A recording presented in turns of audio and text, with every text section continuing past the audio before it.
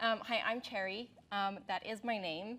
I started out as a photographer and visual artist for over 12 years, but disability meant I had to find a new direction. And so here I am today as an accessibility and inclusion advocate. I work independently, and I've been talking with developers for about 4 years now. And I also stream on Twitch 4 to 5 days a week. Okay, I can do technology. It's cool.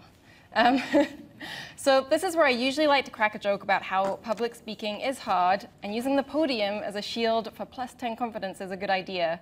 Except podiums aren't really made for people who are only 4 foot high. Now I do actually also want to point out that Microsoft are awesome, and I was offered a ramp for the podium, but I like to make my joke, so. It is a kind of a good illustration of assumptions made about the kinds of people that can do certain things, like giving presentations or even playing games. So coming up, I'm going to be sharing with you why you're all so important to me and the huge difference that gaming has made to my life. I have a couple of practical specifics about barriers, and hopefully I'll have time to touch a little on representation today. A nice example to start is you'll see I'm reading my presentation, which some say is a big no-no for public speaking. But I am autistic, and I have a little trouble with verbal communication, and also difficulty with memory, so this is how I am personally able to share my story. I gave a version of this presentation at the Games Accessibility Conference this year, where I met Brannon, and I got pretty emotional. I've written here that I have no idea if it's going to happen, but it's there, so. This is your warning.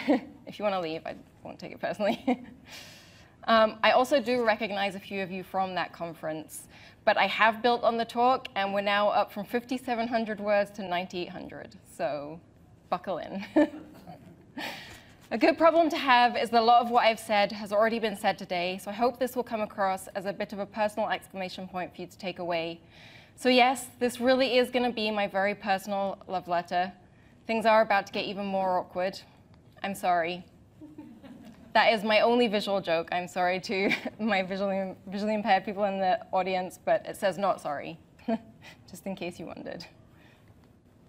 My hope today is that either I'll inspire you with my tendency to overshare, or at the very least make things so awkward that you can't help but think of me.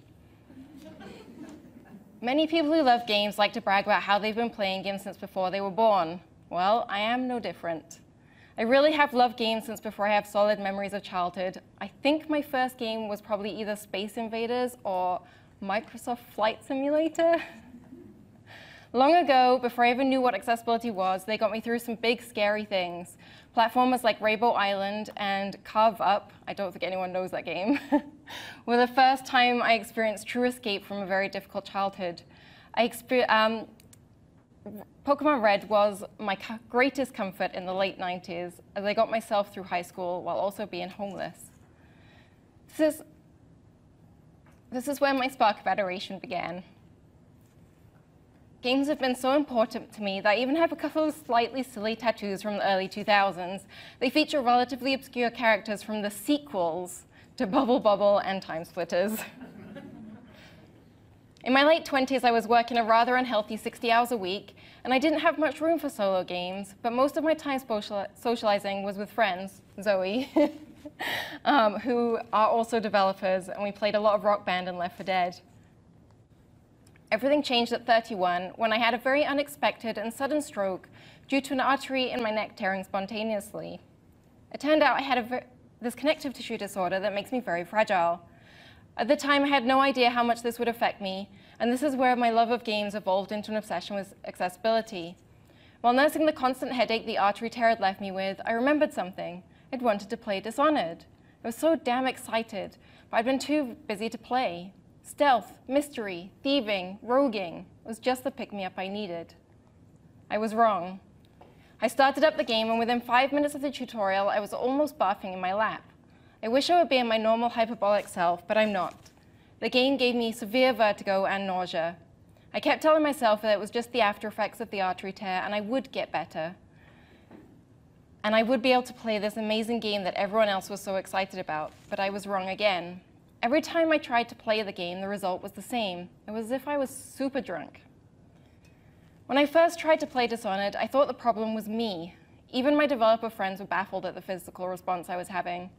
And here's the thing, most people know about motion sickness, but it's not very common to hear of a reaction so strong that someone just can't play a game at all. But we do exist.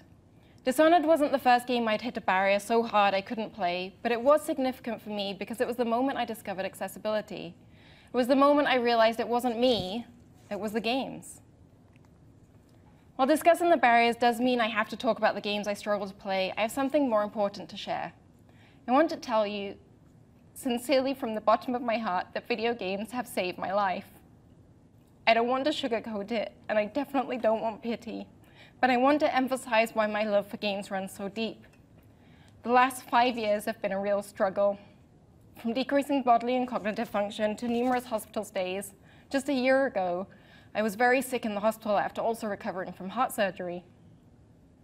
I've lost many friends, communities, my career, a lot of what made me me. After my stroke, my disabilities progressed very quickly. I went from being a mildly disabled person who could live a somewhat normal life to someone who is profoundly disabled in some ways, with several permanently implanted medical devices that make me an actual cyborg. Cool augments aside, I can no longer do many of the things I love. Living with progressive disability can be really isolating, and I want to be brutally honest. I simply can't do many of the things my non-disabled friends take for granted. The fact I'm autistic also plays into this. I'm different. I don't fit in. It's both physically and mentally isolating. But games have saved me. By my love of games, I found the accessibility community, I found purpose, and I learned to be proud of who I am and what I've been through. Aside from my work with advocacy, I found a community just talking about games. I started out by, believe it or not, live tweeting the games I was playing. Each game even got its own hashtag. This led to people encouraging me to stream on Twitch. It took me several years to get the courage to do it, and I'm sure I don't need to go into the reasons why I was afraid to put myself in that environment. But what finally spurred me on was meeting with the Coalition last year and some of Microsoft's Gaming for Everyone. They're in the audience. This is actually making me more emotional than this part normally does. But the team encouraged me to continue to be brave and to really show the world what inclusion is about. I thought I was going in to help them with my expertise, but by involving me, I felt not only like I mattered and like they were taking inclusion to the next level, I felt empowered to be bolder. Through streaming, I felt I can give back some of what helped me through my darkest times. I found a community of people like me, but also people not like me at all. Just by being out there, I'm both showing how inclusion matters and finding ways to break down the assumptions people have about disability. When we can play the same games as the rest of the community, they unite us despite how different we are. Games can be more than mere entertainment. They empower us. Inclusion at every level of the industry makes a difference. Just like I was encouraged to move forward with how I can make a difference, I want to encourage people like you who are working hard making the games for us to think of as integral to the inclusion that's for us. Days like today that include disabling experiences go a long way to this and mean so much. But don't be afraid to reach out to us before and during development, promotion, and even after release. Cultivate a network of disabled people like myself and others here today who are experienced in working with the development process. Actively hire disabled people. Include us in consulting and testing. I can't stress enough that you should never make the assumption that you're getting accessibility right. A real-world example is when people tell me a conference like GDC has good wheelchair accessibility, but 98% of the booths are standing height and the entire place is carpeted so it feels like I'm wheeling through grass. Feedback from the general community can also improve games post-release when it is possible to patch issues. I know this isn't always easy because the internet can be a hostile place for games development. I really have sympathy for this element of unnecessary toxicity that we all face. Unfortunately, I've seen many genuine accessibility issues that may have been overlooked get lost. People's emotions can run hot when they're excluded because games mean that much to them.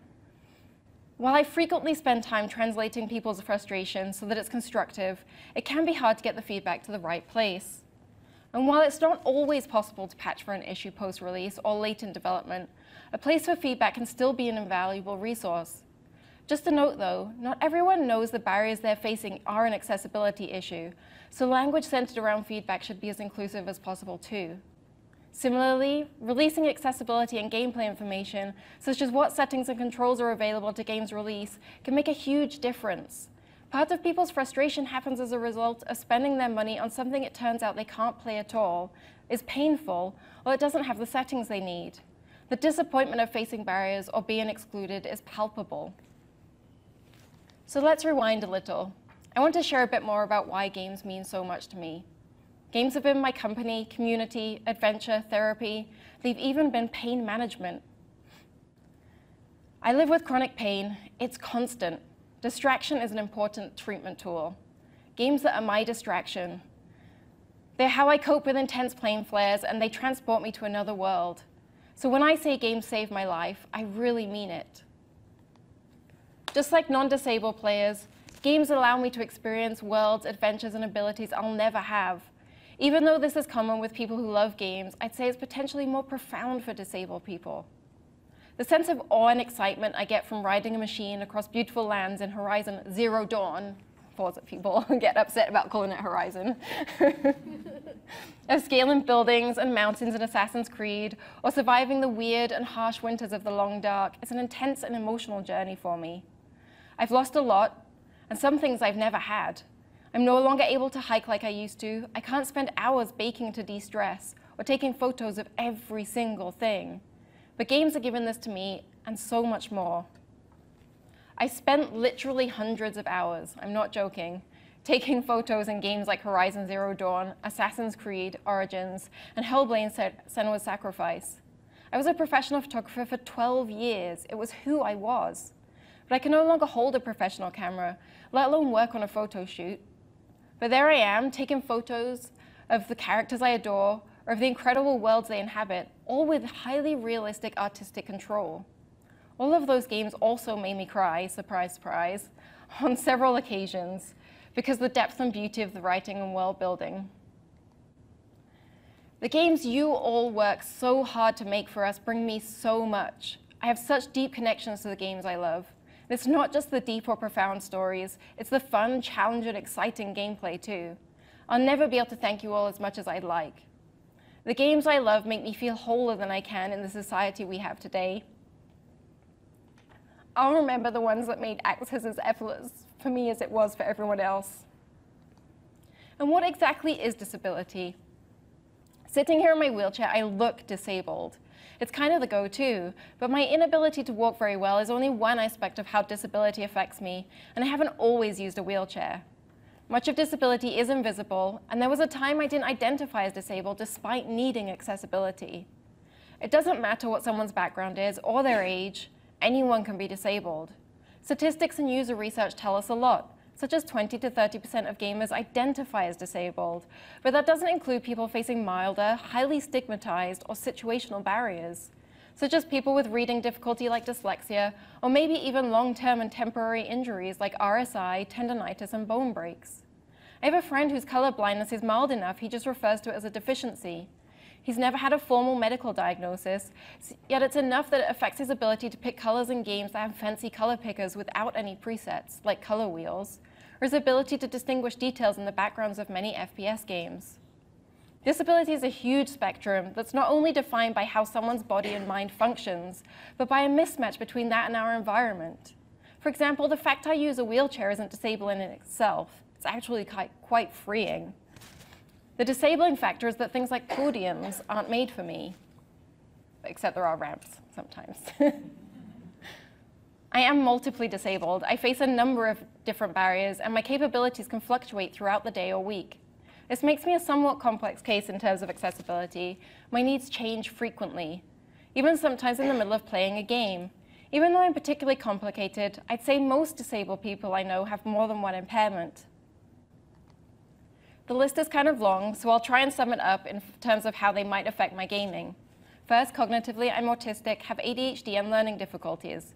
I also live with something called brain fog, which is a fluctuating thing that can range anywhere from mimicking a brain injury to mildly impaired problem solving and memory. My motor disabilities can be described with overly complicated medical names, but basically I struggle with coordination, frequent injury, and strength that gets worse with time. Just one example is that as I use my muscles, I go from being someone excellent at games, I'm a killer sniper, to someone who frequently screws up and can waste a whole clip of bullets frantically shooting the tree in the distance as I miss every shot. I generally laugh about it because it's all terribly embarrassing. And of course, none of these impairments like to stay in their own lane, and they all cause friction with each other that can be worsened by the world around me. Wow, I mean, how on earth does anyone account for all of these in a single person, let alone across a diverse player base with hundreds or thousands of players with disabilities? I believe inclusion is really not that much different than accounting for normal human variation. I would even argue that disability is normal human variation. Breaking it down, the spectrum can seem vast and complex. Working in accessibility advocacy, I know firsthand how overwhelming it can be. I empathize greatly with games developers and those behind the scenes who are working so hard to bring us the things we love. I'm sure if you're here, you know having empathy for your audience informs good design. Actually, that's probably why Brandon invited me up here. It is. Yeah. But I believe empathy goes two ways, and I want you all to know and feel that we get it. Many of us disabled gamers know the struggle of accessibility and inclusion. We live and we breathe it. We also know the labor of love, complexities, and difficulties of development. We know how hard you're working, we see you, and we appreciate you. So we've acknowledged that accessibility can seem monumental, but I also gently want to say, maybe it's not as complicated as it might seem. Options. Options go a long way to helping empower us to navigate our own impairments and the myriad of ways they interact. Accessibility isn't just good UI design or difficulty settings, but it also maybe doesn't need to fundamentally change the gaming experience for non-disabled players. All gamers love options. I haven't once seen a gamer complain about too many options. And you know, okay, I'm sure someone has because there are gamers that enjoy a good whinge. Warframe. Warframe has so many options, it would take me several hours just to go through them. And all my non-disabled friends rave about them. Most of my frustrations as a disabled gamer could have been solved had the right options been given to me. Now, I can never cover everything in a single talk, so this is nowhere near exhaustive, but with any luck, it is motivating. There's the peripherals, controllers, mouse, keyboard, and the like. There are so many solutions. Historically, many of them are hacks, custom builds, or drip down to us from competitive gaming, and are generally very expensive. I use analog stick extenders, a one-handed controller instead of keyboard, among other things included in a very non-traditional desk setup in my living room. And of course, there's the adaptive controller. At launch, I was very excited and emotional. I gave a very excited and emotional live stream where I got to show off my prototype, as Tara talked about. I didn't quite expect to get that emotional. You'd think I'd expect it by now, but I don't. Rivers of tears streaming down my face because it is a big deal. It's a huge exclamation point on everyone's hard work for inclusion. It loudly proclaims that we are here, and people better get used to it already. Some rightly say this is long overdue. People have been pushing to include disabled players since gaming first became a serious hobby back in the 80s. Groups like Able Gamers, Special Effect, and Warfighter Engaged have long been working hard to create solutions for us. When I first began to really struggle to play, I was able to develop my own solutions thanks to the vast knowledge of my friend Steve at Able Gamers. Now, I try not to pull punches, so I don't mind being the person who kindly reminds everyone that while I'm over the moon with the adaptive controller and Copilot, they aren't a fix. In fact, there's a greater need than ever before for accessibility. It will go a long way to breaking down barriers for physical disabilities, but the adaptive controller won't solve all the issues those of us with limited mobility face, and it's very important to remember that many of us will still use traditional controllers and other third-party solutions. Not to mention, we have a ways to go for being truly inclusive for cognitively disabled, blind, and deaf gamers. The games themselves must be made as accessible as possible. The adaptive controller isn't a fix for accessibility. It will be a means of access people didn't have before. There will be more disabled gamers than ever to cater to, and our expectations have now blossomed. We expect accessibility, and when we're excluded, it hurts. Last week, a new Pokemon game was announced, and it seemingly requires motion controls like the monolithic Pokemon Go. I was one of the many people who won't be able to play that game, mainly because I use a manual chair. Pokemon is significant to me personally, but aside from that, Being excluded from a huge cultural phenomenon is a terrible experience that I just can't describe. But what felt so special as I ugly cried with Tara live for the entire internet was that finally we can point to something concrete, something beautiful that was designed for us, and more importantly, so clearly with us. Never before have I felt a piece of adaptive tech that's so gorgeous, so easy to use, and so damn mainstream. I cannot express how special that is to me. The hard work of the people behind the controller really shows. Inclusion isn't just a pretty word that happens at the end when a game or peripheral is released and the hordes get to play. It's something that happens at every step of the way for any given project. Inclusion is first and foremost accessibility, and the best accessibility happens when disabled people themselves are involved. You're probably starting to notice a theme here, and I am not going to stop hammering this nail until it's well and truly sunk. I actually brought my own tissues for a change, so 1 second. Speaking of controllers, we're going to step back in time for a moment. I remember the N64 controller being so incredibly comfortable for me. It was the first time a controller felt like it was natural in my weird alien hands. It has slightly unusual proportions. It was also new and pioneering. It was so weird that GoldenEye was developed in such a way to give players many options in how to use the controller. It was one of the first console games that I know of to do this. This was because not only was the stick thing new, and players needed to be taught how to use it, it was actually a mystery to the developers on how any given player would even be able to use it. And thus, we had controller options. It was a long time before this spread across genres, and there's still a lot of games that leave this out, but it's something that can be invaluable to disabled gamers like me. I played countless hours of GoldenEye on my couch with friends, and also its successor, Perfect Dark, even though the layout I used was really different. Button remaps are a big deal for both physically and cognitively disabled gamers, even when disabilities are relatively mild. The Xbox Adaptive Controller won't change this, and perhaps it makes it an even more pressing issue. Many PC games have key binding options, but it's often left out of console games despite console player needs being no different. And sure, on Xbox One and PS4, we have the system-level remaps now, and I'm so happy for this. But it has problems, and was only intended as a band-aid for games that dropped the ball. Sorry to be harsh, but it's true. Button remaps are important for using assistive tech and controllers like the Elite or Adaptive, but a simple example is that sometimes I need to swap the shoulder buttons due to muscle weakness and chronic pain.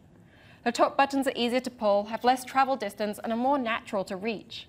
When I'm forced to change this in the OS, it breaks the game UI. I get incorrect button prompts, and menu navigation will be screwed up, affecting muscle memory and things like executive function. Not to mention games have several modes, like shooting enemies and catching fish.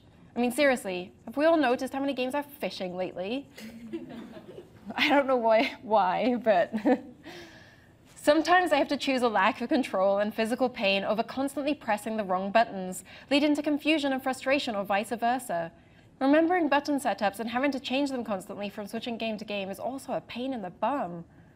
State of Decay 2 recently had total button mapping on Xbox One. It was such a breath of fresh air, and I want more. I will note that I did screw up the gameplay with some conflicting controls, but I was able to troubleshoot and fix the controls for myself.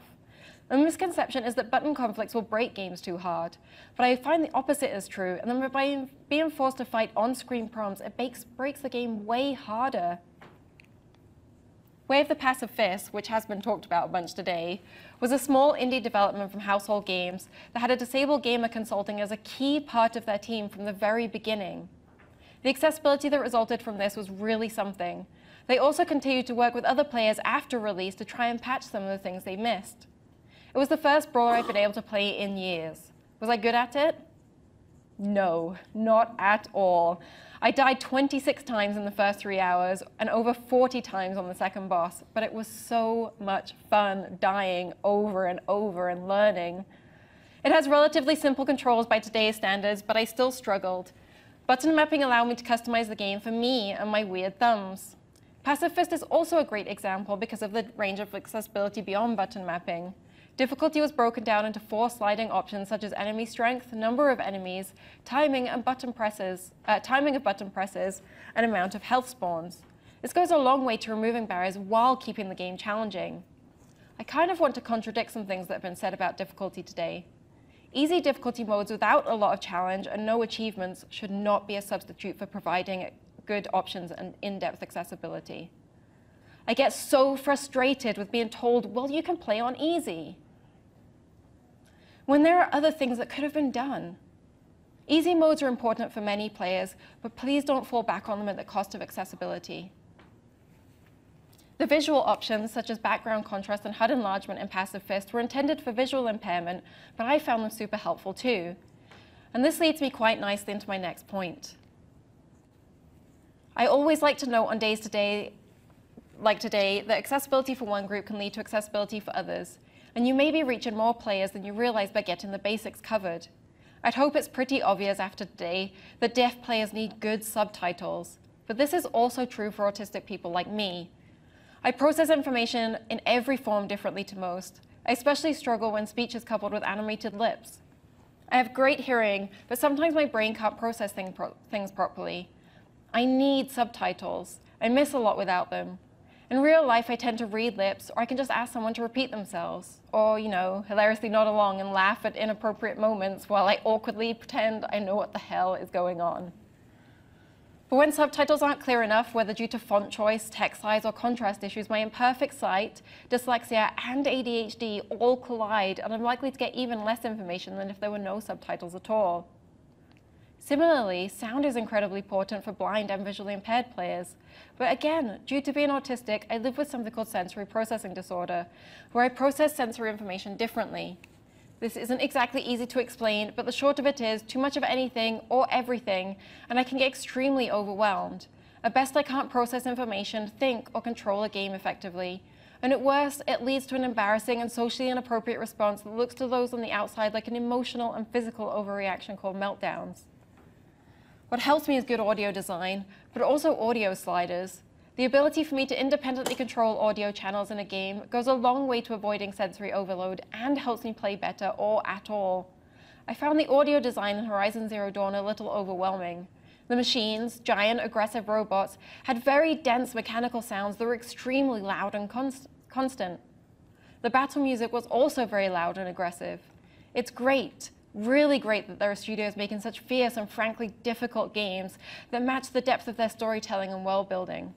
I don't want this to change for anyone. I'm so deeply in love with this part of the industry, I want it to stick around and grow. Perhaps it's interesting to note that I don't always know at first what I'm finding inaccessible about a game. When I first started playing Horizon Zero Dawn, I was having meltdowns and finding the combat almost impossible. I had to remove myself from the game and examine why. I assumed my main issue was my hands and skill, but it wasn't just that. My needs aren't always immediately obvious, even to me. Sensory overload was exaggerating the steep difficulty curve of the game mechanics. Being able to adjust the audio sliders so that it felt more balanced for me and my impairments meant that it led to better access. Without this and other options, I would have had to stop playing the game, which would have been a tremendous shame because by the end it had become my favorite game of all time, and I felt a deeply personal connection to it. More surprisingly, many games, even today, don't have any audio options at all, not even a master volume. Persona 5 and Detroit Become Human are two examples. This can make them unplayable.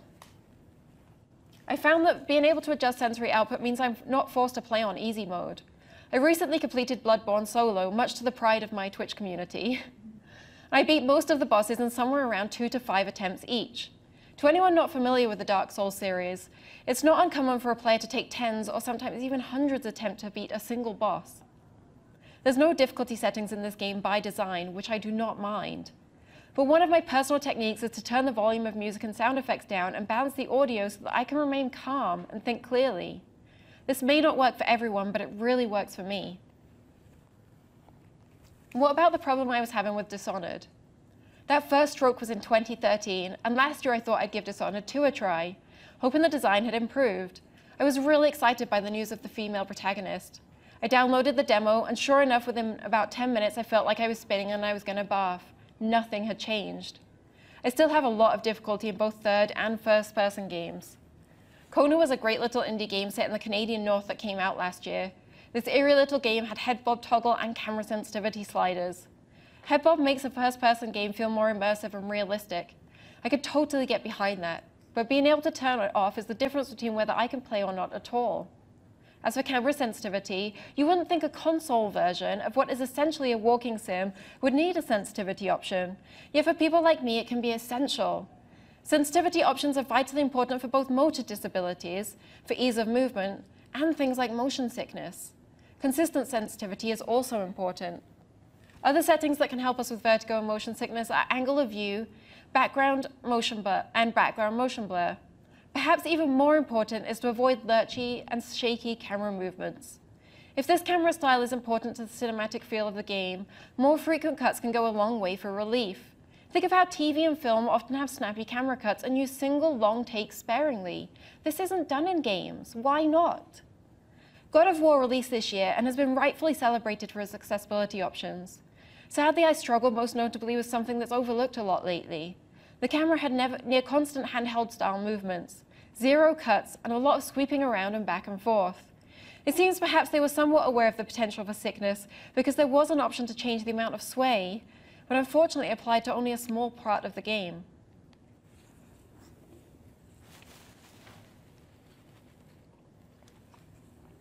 So aside from motion sickness, camera shake, which often goes hand in hand, also triggers migraines and muscle fatigue so severe that I can't read anymore. It's a camera effect that I personally feel should be something akin to a seasoning rather than a sauce a game is doused in. But this is subjective and often down to the vision of the team behind any given game, which I do love about games. But what if it causes your audience physical pain that can last beyond the time they're playing? Monster Hunter World came out early this year. Now this game has some accessibility issues. Could they do better? Yes, pretty much every game could. But you know something that they did right for me? There's a screen shake toggle. Honestly, this is the first time I've seen this option in a really long time. It applies to the entire game and meant I could play better and longer. I've had tons of fun destroying beautiful and probably endangered beasts. I'm feeling terribly guilty about the entire thing. A screen shake toggle could be beneficial to nearly every action game I play. I'm sorry, Coalition. I've been looking forward to playing Gears of War since I visited your studio last year. But when I finally got an Xbox One a few months ago, I fired up Gears and I couldn't play. The screen shake is so consistent, I got a migraine. Otherwise, I found the accessibility of Gears really great, but this can be a seemingly small thing that stops me from playing a game at all. Sea of Thieves is also unplayable to me in this vein. I did actually get tremendously seasick and migraine-y that lasted for days, even though I only played for an hour. It's not what I really want out of a pirate simulator. Now, my last example for accessibility today, sometimes harder to define and rarely talked about due to stigma, but it relates to executive dysfunction and memory difficulties caused by things like ADHD, which are surprisingly common. Open world games exploded onto the scene, and now they dominate in a big way and across genres. They can be overwhelming to the most organized of people, but for those of us that have disabilities related to executive function or memory, we sometimes find them difficult to play at all. They can be overwhelming, stressful, and tiring. If the world opens up too quickly, I'm landed with too many repetitive and seemingly inconsequential quests, or the map is too cluttered, it's almost like I have no room to think. With few options to change things, I have little choice in managing it myself. Batman Arkham Asylum is a worst-case example. I quit after the first hour and never went back. Going back to God of War, it was often confusing and left me with a lot of decision fatigue. Everything from map functionality, the controls, the skill trees, the complex modification system caused me difficulties. It was also compounded by small UI text and inconsistent language in the descriptions. I finished the main story, but these were likely unintended barriers. Some of these barriers come down to game design choices, but in being aware of potential issues, attention can be paid to things like balanced pacing, comprehensive or optional tutorials, and consistent UI language. Also options for things like map, quest, and inventory filtering go a long way to improving executive function. Uncluttered UI with good UI text size also helps. Oh, sorry, went too far ahead, 1 second. Neuro Automata is a wonderful example for accessibility. In my mind, they perfected minimal visual and world design with multi-layered deep menus and a great range of character and combat customization, which all somehow complemented multiple game modes and playable characters. The world was large and fairly minimal in design, but it was easy to find your way around once you knew it and the maps were very usable. The game flowed really well despite the complexity. There was also some very cleverly integrated accessibility options, including an in-game NPC adorably explaining that certain settings like sensitivity could help with their motion sickness. I played NieR Automata to death. I got every single one of the 26 possible endings. Yes, every single one. I cried, surprise, at least 3 times, and I thoroughly enjoyed every damn second. One last quick idea on executive function that also applies to reading comprehension and vision impairment. Let's get some more things like text-to-speech to help us access the amazing lore you're all writing. Help us enjoy the incredible things you're writing for us. I've not seen this done yet in a single game, but it could blow open the doors to those text-heavy games, or games that don't have the budget for comprehensive voice acting. You could probably tell I could really talk about accessibility for hours. There are so many creative ways for game designers to include accessibility, or more importantly, design inclusively. I know Bryce, who's left, damn it. He'll be in the lab. Yeah. Has told me before that designers don't like to be told how to design, so I try not to do this. But if I had to summarize a single point, it would be that not all accessibility is for everyone, but that every single option or setting is accessibility for someone. Not every player may be able to tell you exactly how or why a game doesn't work for them. It's a skill I've had to develop and takes a lot of being vulnerable and addressing stigma. I spent some time helping fellow gamers figure out what their barriers are and finding the settings that work for them. Figuring out what we need isn't always intuitive, but with time it can be. The more there are options for us, the more we can build our own cherry mode. Speaking of options, accessibility menus are fantastic and show a wonderful commitment to helping more players game, but they may not be the right solution on their own. Not everyone is like me and knows that they need accessibility. So you could simply put these options in other appropriate menus or provide cute in-game guidance like NieR Automata. An indie game called Infernium had options recently that popped up when players hit New Game. They had an explanation of what they do and what is intended for the initial experience without patronizing language. The ways the solutions are implemented are inevitably up to you, and the creative possibilities are pretty exciting. A fun fact about Infernium, when it had its accessibility update on the Switch, it sold as many copies in a week as in the entire couple of months it had been released. If you start with talking to disabled people, including us in testing, or even inviting feedback on a released game, you're on to big things. I know it's not always possible to do everything, so don't let the fear of perfection stop you from doing anything at all. By doing something, you're allowing more people to experience the game. By doing something, you're allowing more people to experience your game, and that is more wonderful than I can put into words. While a game like God of War didn't quite hit the mark for me personally, the things they did for accessibility meant that some people were able to play a major action-adventure game they otherwise couldn't, and that was huge. Someone I know with muscular dystrophy played, completed the game ahead of me, and loved the experience of story immensely. It was so special to them and others in my community, it made it more special to me. I am so proud of everyone that works hard to make games more inclusive, because it makes an enormous difference on people's lives.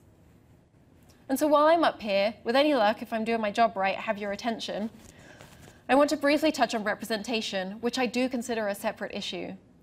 Inclusion is first and foremost about people's ability to play a game, but representation can matter.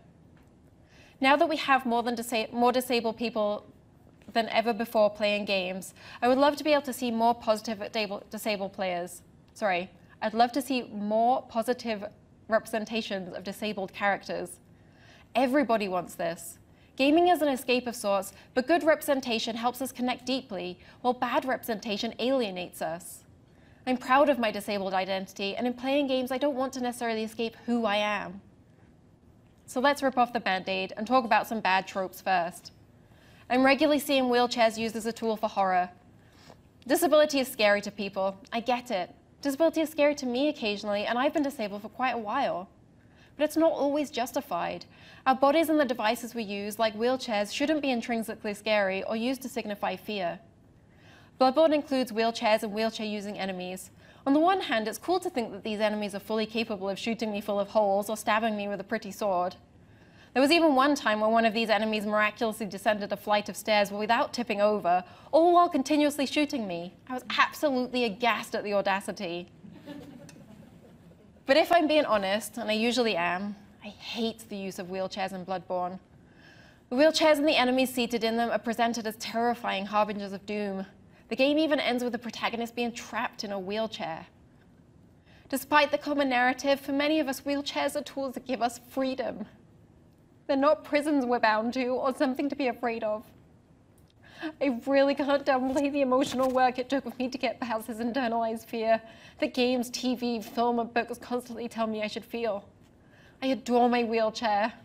When I started using it, I never felt as free and frickin' cool as I did when I started zipping around faster than I'd been able to move in 2 decades.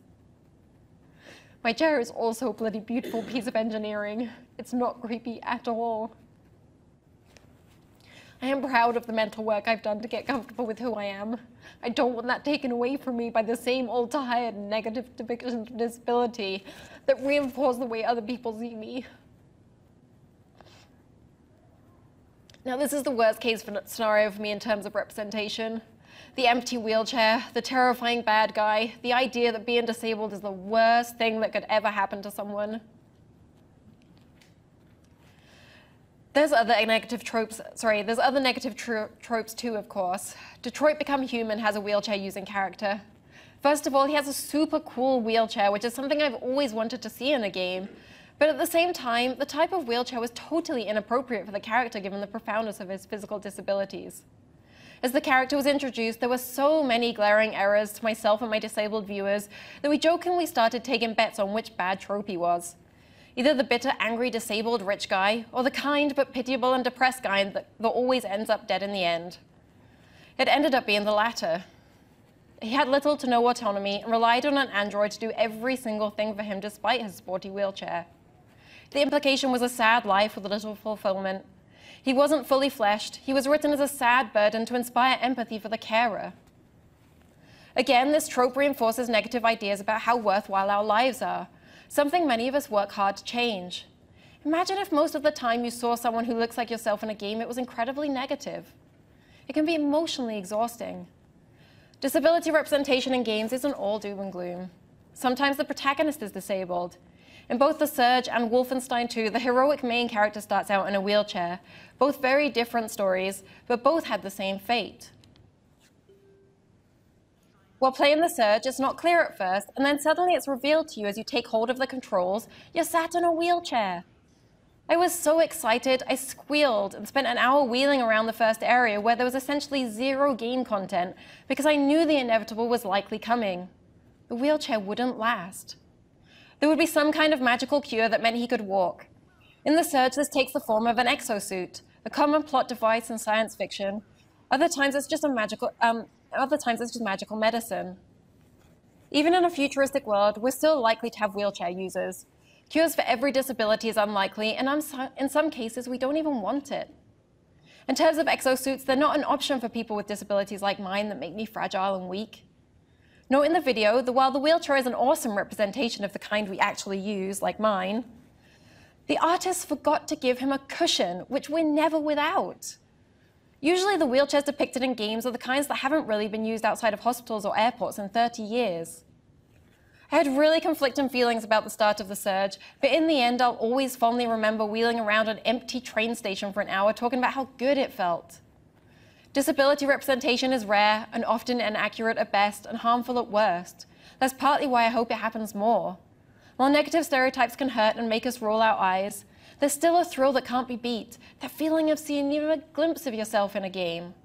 When the tropes are outright negative, I'd rather that representation didn't exist. But at the same time, I recognize that in order to get better, we need to keep making mistakes.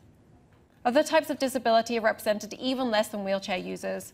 Autistic people are rarely shown as anything other than a socially awkward boy or man that has little respect for other people's feelings and loves trains. I mean, I also do actually love trains, but never mind.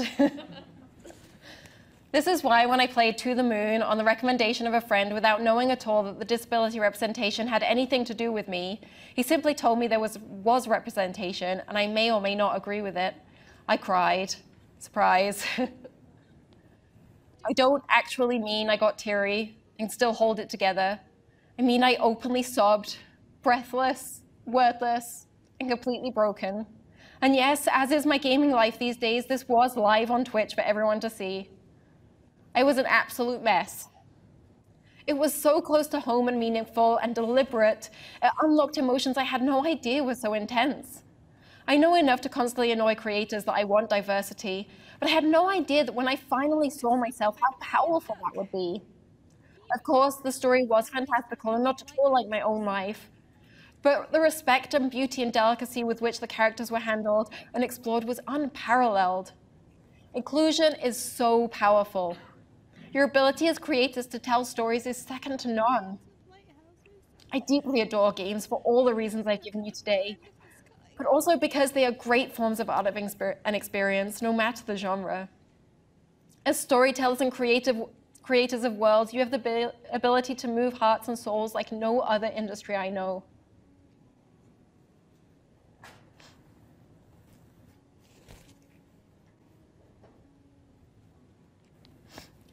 The best stories about disabled characters are told when disabled people are involved. While it's very true that you can't please everyone with any single representation, by including disabled people in the process, your disabled characters will be so much more well-rounded and real than any imagined idea of what living with disability entails. It doesn't even have to be as deep as To the Moon. I'd love to see more incidental disability. Including a disabled character in your game doesn't mean you have to talk about disabilities. In fact, in a way, I hope we can move beyond that. Just seeing a small sign that the character just happens to be disabled can be a really big deal too. Remember, anyone at all can be disabled regardless of their background, so why aren't more characters in our games? Overcooked is a silly and fun little game with multiplayer co-op. One of the selectable characters, a raccoon, is a wheelchair user. We don't know anything more or anything less, and we don't need to. They just are. Of course, this requires making the setting wheelchair accessible, but that should be happening more in game design anyway. There's nothing weirder than playing a game and noting the city I'm walking around in doesn't have a single disabled person in the crowd, a sidewalk ramp, or that every single building has steps into it. Where did all the disabled people go? I'd encourage writers, designers, and artists to start small if you have to. Add braces on characters' wrists, elbows, and knees. Write stories that mention they have chronic pain. Make deaf, blind, and hard of hearing characters that aren't old people or savants. Give young NPCs more mobility aids like canes or crutches. They don't even need to talk about it. It just needs to happen. Give a non-evil character a limp every now and then, or one arm or eye. Give the good guys disfigurements. You see, I have tons of ideas for how you could go about including disabled people in games. It doesn't have to be complicated. It just has to happen. The secret is that you will mess it up. We're super diverse and you can't please us all. But the more we're represented in games, the closer we'll get in accuracy and the more likely we are to see ourselves. That is more powerful than I could ever express here today. We rarely learn to do the right thing without making mistakes first. So it's dangerous to go alone. Take us. It might seem overwhelming, it might seem a monumental task, but you're not alone. Disabled gamers like me want to help you. We are experts, include us.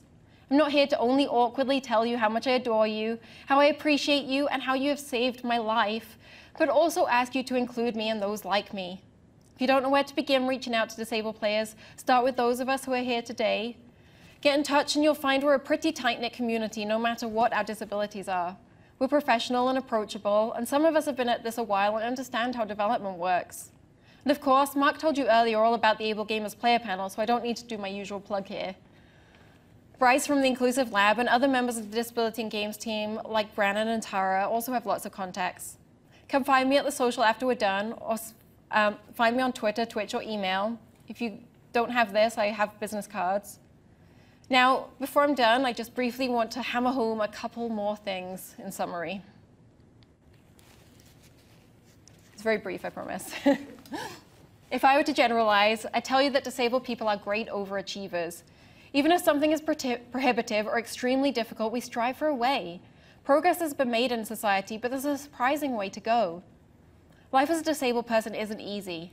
But while we work to improve things, I have to adapt and find ways to live a fulfilling life regardless of the barriers I face. This goes for games as much as it does for anything else. With some of the most creative solutionists, we will find a way. Games are meant to be challenging. The challenge is half the fun and all the sense of accomplishment I get from playing them.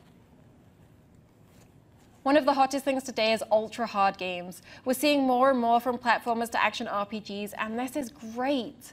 I revel in the challenge, but it's nothing new to me. Most games I've played have been hard mode for me in some way as I work around barriers. Sometimes one of the mistakes people make when I talk about accessibility is that disabled gamers are just looking for easy mode. While difficulty options are important for some people, what I really want, again, isn't games that are easy. I want the challenge, I want to have fun, and I want to love the same games as my non-disabled friends, as much as they do. I want to feel like I matter to the industry I adore so much. For me, it's about quality of life. A lack of accessibility doesn't always equal zero access at all. It can more often mean that playing is painful, exhausting, extra frustrating, or just not very fun. Sometimes it's a reminder of how different I am to the majority of the world. I can leave feeling nothing short of an outsider. Gamers like to make jokes about things that break their immersion, glitches, bugs, clunky UI. But as a disabled gamer, my immersion can be broken by heightening my sense of being disabled, of being undesirable, of being different. Again, games unite people. They provide a wonderful sense of community. Thousands or sometimes even millions of people getting excited about a game is incredible. The hype is real. It's really real, and it's an absolute thrill. When a game isn't inclusive, what unites thousands or millions of people isolates me and people like me. It's a little bit heartbreaking, just a little bit, to feel like you're on the fringe or outside of the shared cultural excitement. It's also frustrating when games are held up as pillars of accomplishment for the industry, but they weren't inclusive of disabled people. Immersion broken, and we're right back to feeling isolated, and like that thing everyone else adores just isn't for us. But when games get it right, when they level the access, when we are included, whether directly or indirectly, it is magnificent. Suddenly we're enveloped into the fold. We can talk with our non-disabled peers about how fun, challenging, exciting, or downright damn beautiful a game is. We can play alongside them. We can laugh at our failures, and we can cheer at our hard-earned wins. We're no longer the disabled gamer. We're just a gamer like everybody else.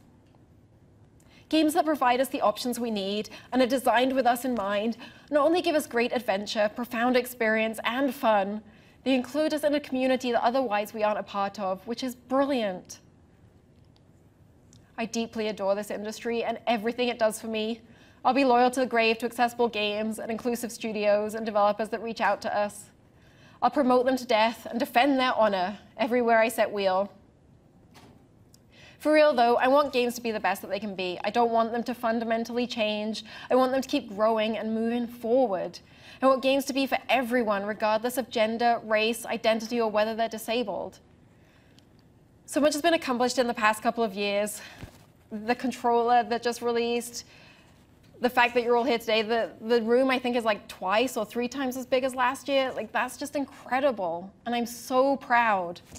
The foundations we have are solid. So let's keep building until we have a thriving and inclusive, fully realized ecosystem.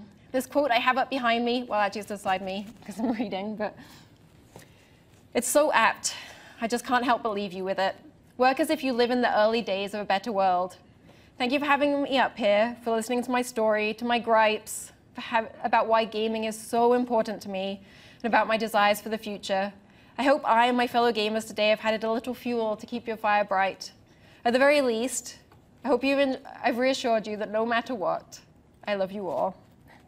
So thanks. I think I'm out of time because I talked for a really long time, but thank you.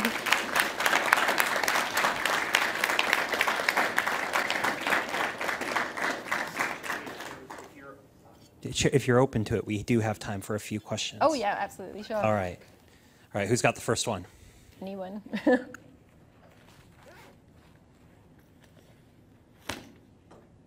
on. All right, here we go. All right, let me get over there. Hey, questions, statements, we'll take them. Feedback. Hi, I just want to say I unironically love you, Without a doubt. And you were also the absolute first time that I've actually seen autistics go up and talk about the gaming industry from a larger perspective, not just like on Facebook with the smaller groups. So I love you. That's all. Thank you. Also, I love your hair too. Thank you. You don't have to clap. No. No. Other questions, comments? Yeah, here, Clark. Hi, Clark Lee, lease manager for the, our names changed, so GGPD. My question is, well, first, thank you for everything that you shared, and also that you spoke about the representation piece, because as a member of the transgender community, I constantly am asked about representation, and if negative representation is still a good thing. And I know you spoke about that some more, but do you have some other ideas of, again, how you don't police the representation, but encourage it as well? Do you know what I mean? Like, Yeah, I know what you're saying, because like everyone in games is working hard, and it's a hard job, and even coming up with stories is hard. And we've kind of been socialized our entire lives to kind of appropriate everything around us in order to tell stories. And we're told that as writers, you don't need to have lived an experience in order to write it. And I think that's kind of not true. I think it's unfortunately a myth that has been told to empower certain people in having those jobs for so long. And I'm very political about these things. Obviously, not fitting the main person out there and kind of represented it in any given story. I think it's okay to police things, to be honest. I think it's hard because you're criticizing something someone's worked hard on. I do think there are ways to do it without being like, you're an asshole. Like, I don't think we have to do that. I do think that people need to be more empathetic to the person we're talking to, and put ourselves in our shoes, and recognize that you're all working super hard and you're getting it wrong, but you are trying. Like, I don't think David Cage is like the biggest asshole in the world, but he fucked up. He fucked up big time with Detroit Become Human, and it's like the third time he's fucked up. And so like, I think if creators aren't listening, that's when, you know, let loose. But give creators the benefit of the doubt, and just try and remember that they're human, and we all make mistakes, and that it's okay to say, this hurt me, please do better, but at the same time, not say, don't ever do anything involving me ever again, because people need to learn. And if you try and shut people out of doing their job, they're not gonna learn, things aren't gonna change. You can't like wholesalely take everyone that has the powerful positions and put the marginalized people in those positions. So at the same time as working to be hired in those roles, we have to work to help the people that are already hired in those roles. And yeah, we only do that through empathy. So, yeah. I hope that answered your question. Okay, good. Yeah, we have time for one more question.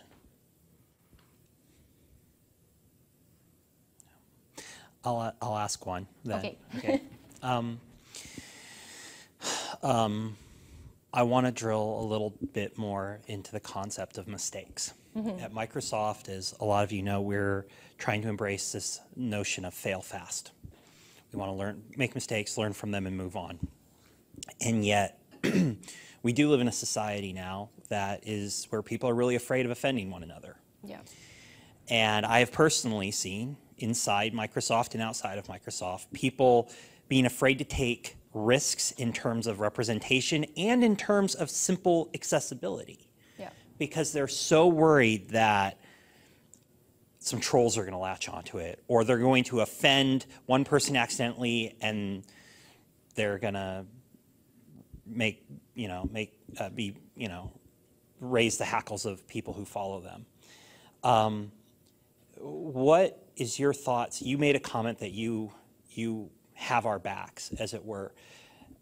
Is that the predominant feeling amongst gaming, disabled gamers, would you say? Do you think people are really, truly willing to accept well-intentioned mistakes as long as they continue to see improvement? I do think that amongst disabled people, probably, because we are so marginalized.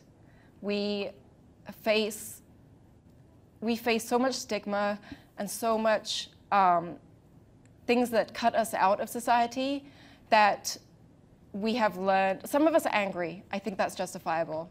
But at the same time, we've learned that the ways to change things is not necessarily anger first. It's not everyone, unfortunately. I do think that the toxicity in games is something we should address, and it's something that is hard for everyone that's in this room today. Everyone that comes to an event like this has faced toxicity, and it really frickin' sucks. I was chased off Twitter by Gamergate. These things happen to all of us. And I think that we need to recognize that people that are justifiably angry and upset with being excluded are not the people that are toxic and using the word offended. In my experience, the only people using the word offended are the people that word should not even come close to their mouth. They're the people that don't want diversity. They're the people that don't want inclusion. Just today, I had someone during today's event tweet at me whose son is profoundly disabled, and some troll on Twitter is telling him, well, he should just play Forza 3 because Forza 3 has their sort of whatever in it, even if the new one doesn't. And it was said in like a really gross way that we're used to seeing. I do think that there are a lot of disabled players that have the game industry's back.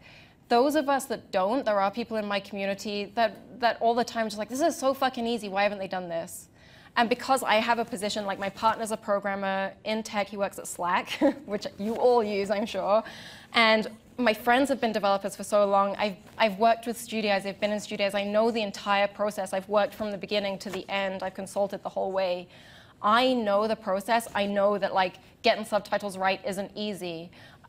Not everyone does. It looks easy from the outside, and I know how that can look easy from the outside, so I try and bridge that. And there are a few of us, it's a small minority of us, that try and bridge the kind of angry people that don't understand development with the people that do. And a lot of us are community leaders. We are people that do this for free. We spend a lot of our time talking people down and being like, okay, let's just back up. I've spoken to this developer. They're doing their best. Like God of War, for example, I had more frustrations with that game than anyone I know. And yet they did so much for other disabled gamers. And I, as I always do with every game, posted like a big, long Twitter thread about accessibility and what they got right and what they got wrong and where my barriers were, because I find that helps developers a lot when we don't have official channels. And so then I had one of the programmers speaking to me behind the scenes, which obviously, as developers, you're not allowed to do publicly necessarily, but you can come to us, and some of us, if we're doing something that looks that professional, it's probably because we are professionals, and we can be that bridge for you, and we can be understanding of your priority list, and like the fact you've got like frickin' 50 bugs on day one, you know, like shit, there's this glitch in the first cutscene, and it hangs for like 1% of people, and they're the most vocal 1% of people. Like, and we get that. And I think that community leaders and everyone here today, all the disabled representatives here today are those people. That's why we do things like this. And we'll tamp down the anger, but just try not to, I just say try not to confuse the gross toxicity with the justified anger, and try and, I know it's hard to, when you've worked really hard on something, to take criticism. I've been there. I was a creative for 12 years in a very, very public forum where I got a lot of negative feedback on what I was doing, and it made or broke whether I had a paycheck. And that sucks. It sucks with this torrent of abuse that you get, but just try and pick out the few voices. Like people that say, I hate text games. They might not be saying, I hate text games. They might be saying, I have dyslexia, and text games are really exhausting for me. And try and think about the way they're saying it. And if you can't, then find someone like me and I'll filter for you.